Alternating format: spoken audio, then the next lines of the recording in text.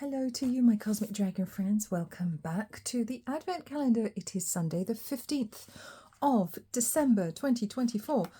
Mercury is no longer going retrograde. I'm not sure if it stations direct. If it stations today, it just stops its transit backwards, or if it's its last day of going backwards. But either way, we are nearly out of the woods, which is a very nice feeling. Who else felt the energy shift? Who else had the interesting dreams?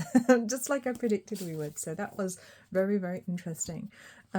Let's get our crystal for today from our Crystal Advent calendar, which does not want to open now. It's reached the point now where it doesn't want to. Goodness, oh, that's lovely. That looks like I'm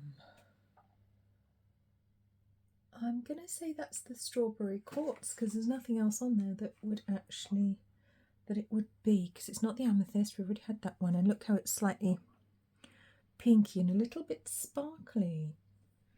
I want to say that's the strawberry quartz. Oh, isn't that a fun crystal? Isn't that cute? Can you see the iridescence there? The sparkles. Look at that. Isn't that adorable? Oh, I like that a lot. Okay, nice energy today. So we've got the pinky purpley vibe coming through of the higher heart chakra. Strawberry quartz, the stone of self-love, encourages one to be their best and most authentic self and stimulates a flow of happiness and joy. Well, isn't that nice, everyone? Isn't that a nice message? So, all right, got two different decks again today. We've got the Woodland Wardens by Jessica Rue and the Wisdom of the Oracle by Colette Baron Reid. So I was drawn to these because a friend was actually pulling some of these for me earlier. So I felt like it was the day for them.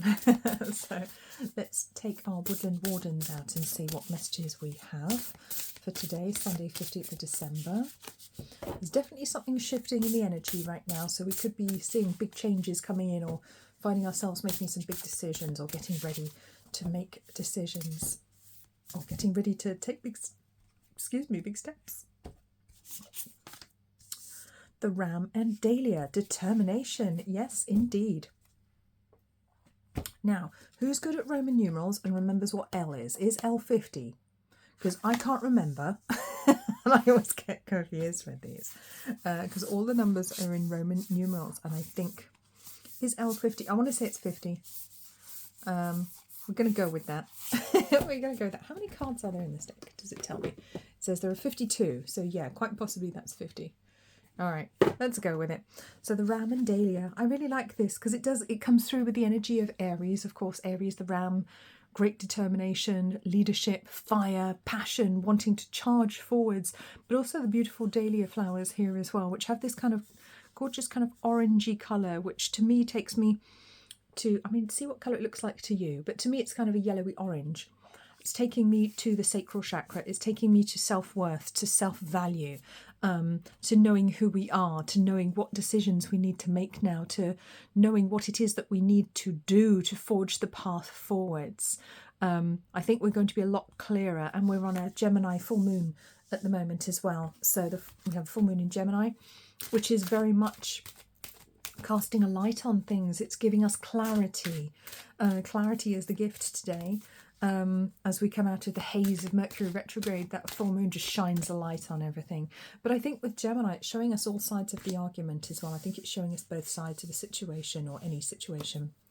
And 50, no place like home. Yes, it does feel like there is a pull now. There's a pull to actually find home within ourselves, find home within our life as well, to find the people that we belong with, the places that we belong in. And of course, you know, we can belong anywhere, and it doesn't necessarily mean about going back in time, back to where we used to live, to people we used to spend time with, or families of origin necessarily. To me, this is much deeper than that. This is much more esoteric than that.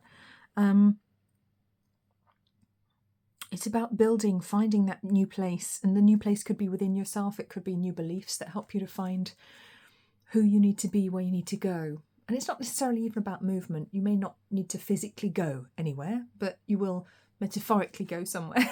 So there is a change.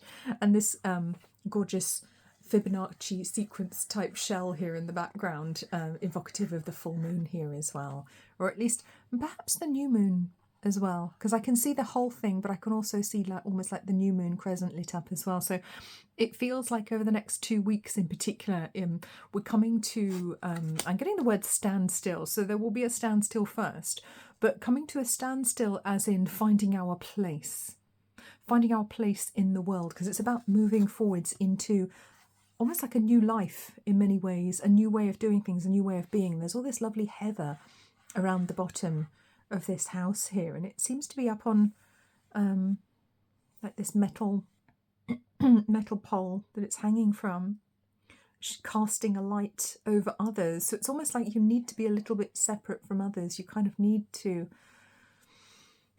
step out of the mundane and have your home in the clouds, because maybe that's where you belong. You know, maybe people tell you, oh, you've got your head in the clouds. Well, maybe that's where it belongs. What do they know? You know, if you judge a fish by its ability to climb a tree, you'll think it's stupid. And it's not. It's incredibly adept at all the things that a fish is supposed to do. I'm getting Baba Yaga vibes of this as well, just because it's up in the air. And I know Baba Yaga's hut was on chicken feet and it used to run around.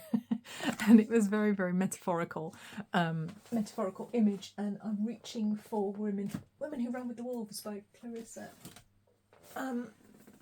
Pinkola Estes, because she talks about Baba Yaga in here, and she explains some of the imagery and some of the meanings, which I don't fully remember offhand. I'm going to try and find really, really quickly, just see if I can just get a little bit, because I want to talk about Baba Yaga here. I want to talk about who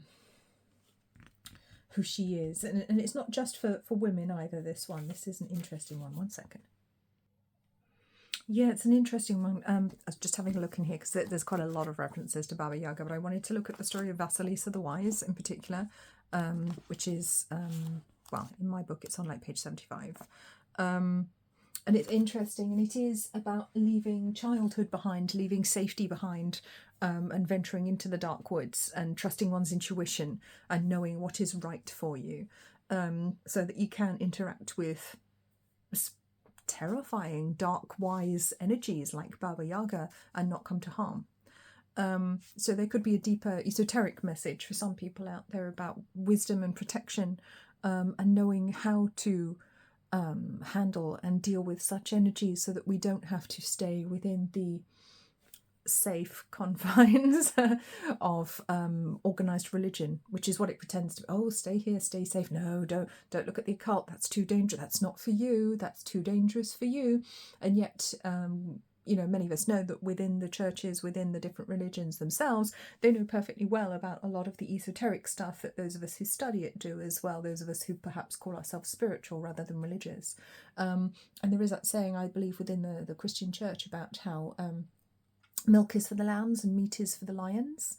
So if you're seen as a lamb, as one of the shepherd's flock, which is it's a metaphor that I railed against as a child. I absolutely hated it.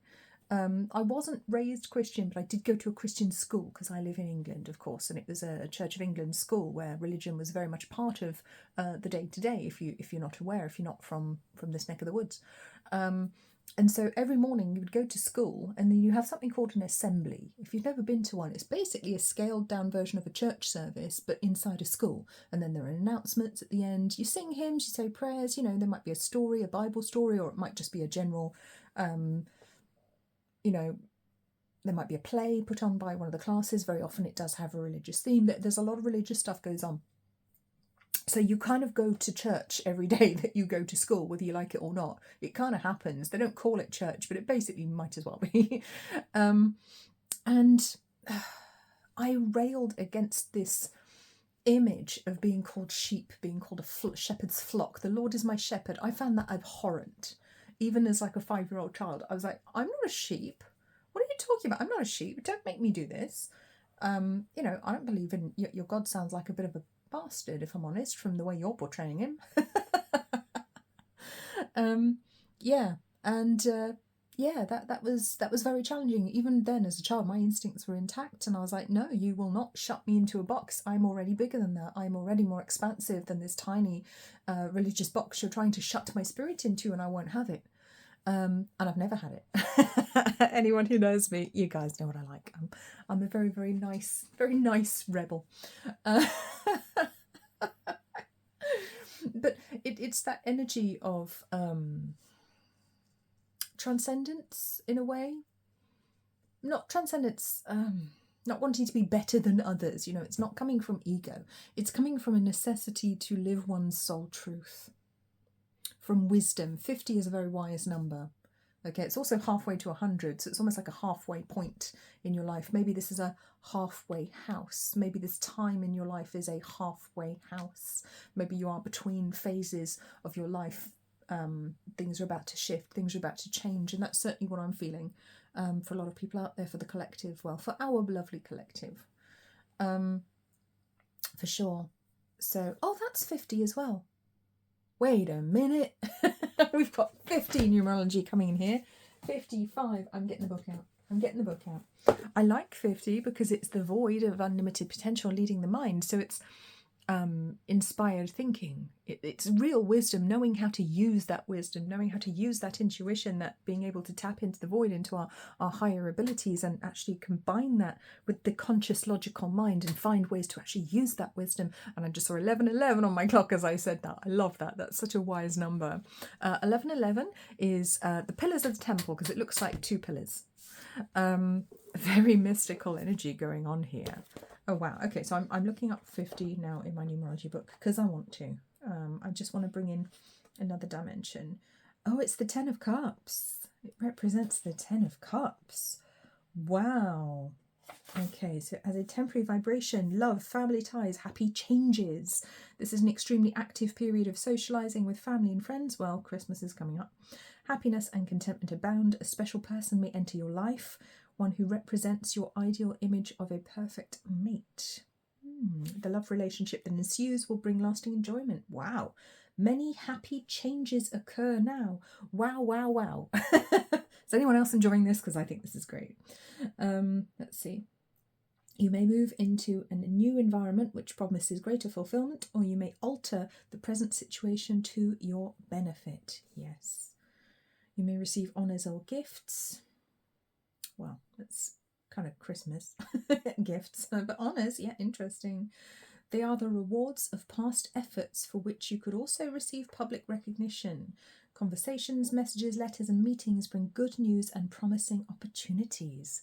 Wow. Well, that's exciting. However, take the overall energies of this period, encourage you to relax, take a trip and enjoy the fellowship of good friends and the pleasures of close family ties. A negative use of these same energies can cause family dissension and difficulty with friends. So don't abuse your power, don't abuse your position, but accept the gifts right now, because they are, wow, the cups are full and overflowing. This is an extremely good omen, and it's very interesting because I asked a good friend of mine to pull some cards for me on a personal matter this morning, and I got a very similar type message. So that's very, very interesting that's very much chiming with the energy at the moment. So, interesting stuff. I'm very tempted to pull one. Should we pull one more? One more card. Go on. Thinker, 44. 44 is a very strong manifesting sign for me, so when it shows up, that's just a bit of confirmation. That's why I'm laughing. 44.8. If you watched my video on Angel Wings Holistics about Elon Musk buying Twitter, you will have some idea of how I feel about number 44. A slap in the face with a wet kipper. Reality. Hello. It's the physical world leading the physical world. 44.8 takes us to 8, which is endurance, longevity, but also financial gain, prosperity. Great riches can come from 44.8.